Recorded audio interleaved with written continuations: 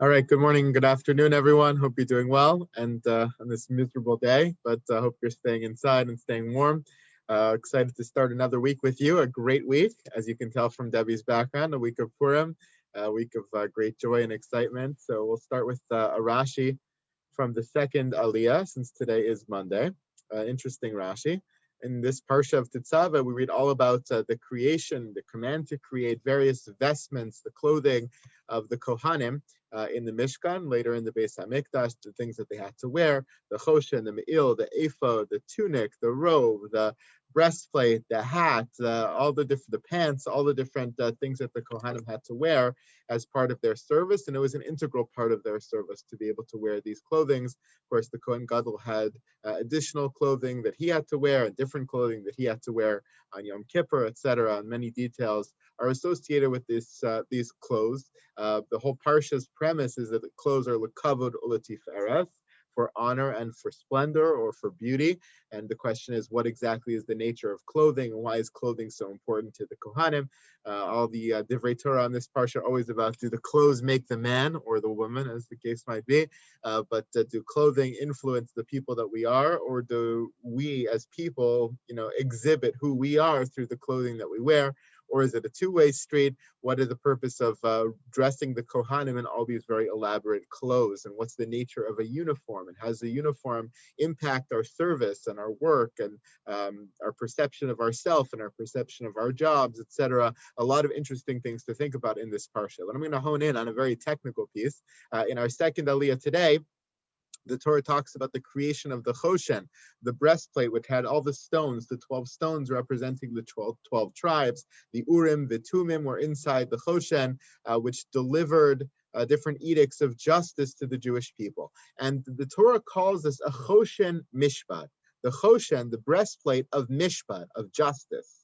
And it's interesting that the Torah calls it that. Of course, it makes sense, since one of the main features of the Hoshen worn by the Kohen Gadol is to issue judgments through prophetic means. And of course, that's itself a complicated question about how exactly that happened and the miracle that occurred and the way the stones lit up in different ways to show them what the outcome of the verdict would be. But Rashi comments here on the nature of Mishpat. Why is it called Hoshen Mishpat? So he says here, Mishpat shemivarer devara v'haftachaso emes, because it clarifies, it substantiates its words, v'haftachaso emes. The words that it says, the judgments, the edicts that it comes out with, it are substantiated. The promises that are made through the words or the edicts of the Hoshen come true. They're promised to come true. They're truthful. And Rashi quotes an old French word, déreinement, something like that, belaz. If you look that up in the old French dictionaries, which exist, I don't know if they exist for other cultures and people, but they exist for us since Rashi uses them a lot.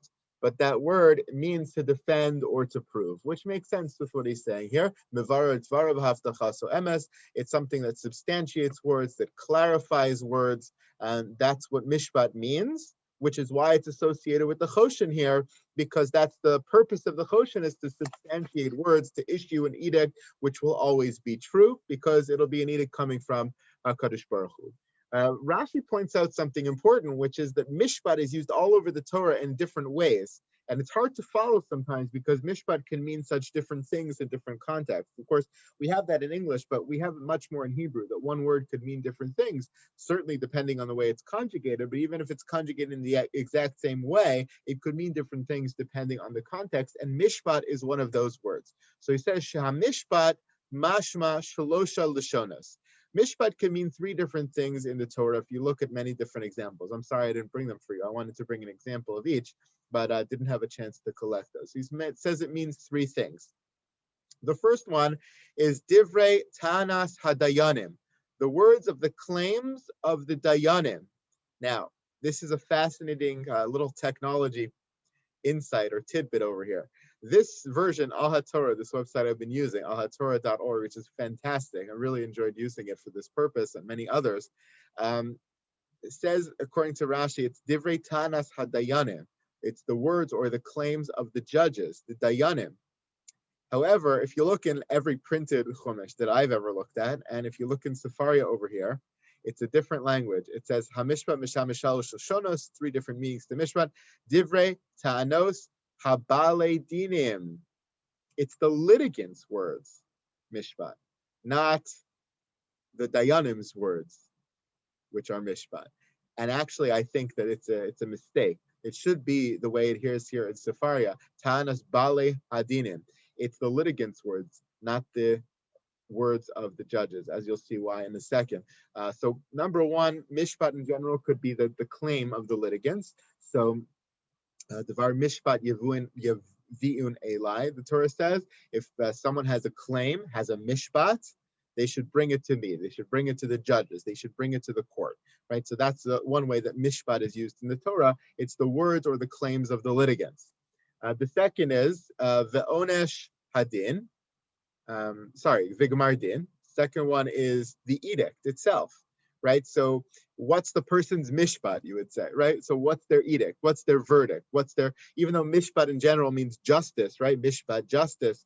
So here it could either mean the claim of the litigants, or it could mean the Gemar Din, the actual edict of the Beis Din, of the court, or Onesh Hadin. It could refer to the punishment of the Beis Din, Imonish Misa, Imonish Makos, Imonish Mamon, no matter what the punishment would be, whether it be a monetary punishment, a punishment of lashes, a punishment that's capital punishment, all of those are referred to as Mishpat. So those are 3 ways that Mishpat is used in the Torah. Why is it used here? Hoshen Mishpat. So Rashi reiterates now in the end what he said in the beginning. This use of Mishpat, Mishamish Lashon Devarim, Shemifaresh Umevarer Devarav. Here it has the connotation of words, of substantiation or clarification of words. It's the Hoshen which issues true and substantiated statements and words, just like you said in the beginning. Shemivarer Devarav Havdachaso Emes. It's a clarifier of words, substantiator of things, of statements. So I would say that that's the opener of Rashi. He defines Mishpat over here. And the closer of Rashi, he defines Mishpat over here. But it really should fit into one of the 3 examples, right? If you look at the structure of Rashi, Rashi opens in saying, why is it called Hoshen Mishpat? Because here it's Mishpat which substantiates words. And in the end, he says it again. It clarifies and substantiates words. That's what he explains over here. But then his tangent about the fact that Mishpat means 3 things all over the Torah, it could either mean the words of the litigants, which come before the Beis Din, or it could mean the verdict, the edict, or it could refer to the punishment. So over here, our Mishpat, which he says here is Mevar Dvarav, V'Havtachaso Emes, it has to fit into one of those 3 categories. So which does it fit in? Clearly it fits into A, number 1. It's not the edict over here. It's not the Hoshen of edicts. It's not the Hoshen of punishments. It's the Hoshen that's Mevarer Dvarav. It's the Hoshen that substantiates words, that comes together to clarify statements and words, to issue clarifying statements, so to speak. So that would fit with A. Now, the fact that the explanation of Hoshen Mishpat here fits with A, which has to do with words in general, could be why there's a mistake or a variant reading of the first version of Rashi. It's Tainas Hadayanim, not Bali Hadin. In our context over here, Mishpat elsewhere could be really a reference to the litigants' words coming and clarifying their positions, clarifying what they saw, clarifying what they're claiming before the Beis Din. But over here, the Hoshen acts more like a clarifier of words from the perspective of the Dayan, rather than the Balei Din. It's really a statement of clarification in words that are coming from on high.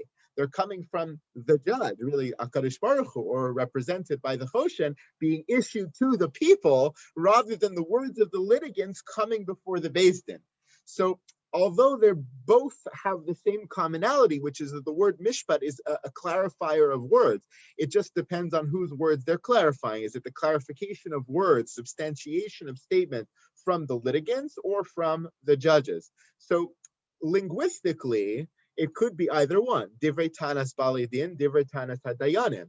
The question is why this version al HaTorah deviates to say it's Tainas Hadayanim when all the other versions seems to say Tanos Bale Hadinim. And it could be like a slip of the tongue, or it could be a slight mistake over here, since we're in the context where it seems more like Mishpat is the clarification of words from a dayan or from a person of authority, or a thing in this case, the Hoshen of authority.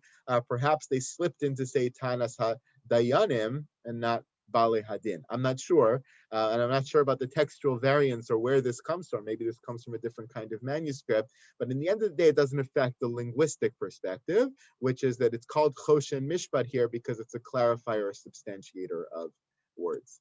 Thank you so much, everybody, and have a great day. Could I just mention one little thing? Yes, Sandy. Yes, Rabbi.